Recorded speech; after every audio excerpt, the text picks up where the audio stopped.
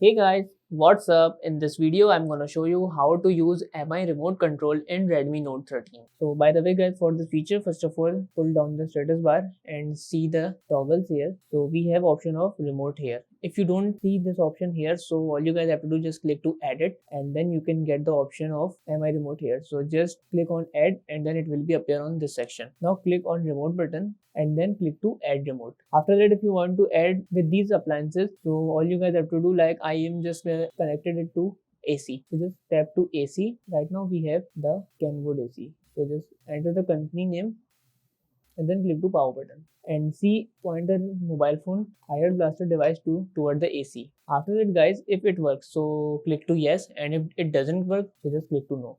So that's how we can use the MI remote in Redmi Note 13. If you wanna connect it from your TV, you can connect it from TV, MI TV, MI box, projector, DVD player, AV receiver, camera. So we can connect it by any appliances. So that's it about the video. If this video helped you guys, kindly like the video and follow us for more tips and tricks. See you guys in the next video. Take care.